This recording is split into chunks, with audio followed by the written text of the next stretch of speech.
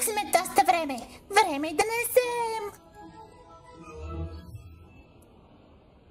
Мислих си. Трябва ли да се тревожим за Сънсет Шимър? Да, тревожете се, че ще се върне.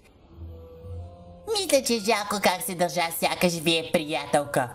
Определено е намислила нещо. Сънсет мисли, че цялото училище съществува само за да й служи. Вода, моля.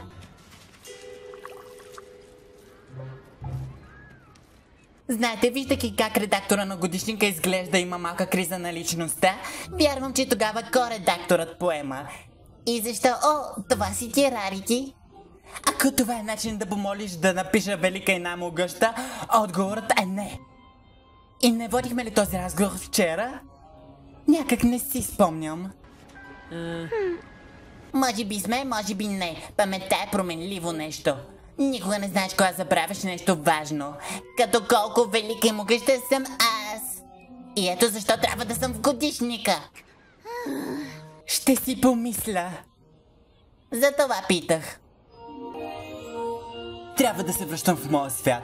Може да убедя приятелите ми, че казвам истината сега, след като знам какво търсим.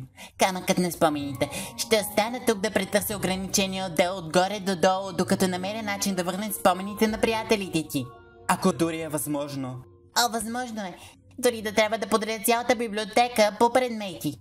Или може хронологически. О, и да оправиш чепетната каталог машина.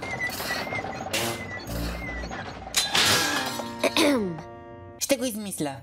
Благодаря. И на двете. Това е в контраст с последния път, когато разделихме пътища.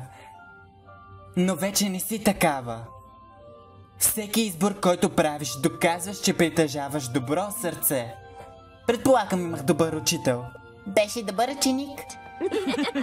Казваш, че не бях добър учител? О, не, аз не исках. Тя не каза това. Това казах. Принцеса Селестия има чувства за хумор? Изглежда не само аз съм променена.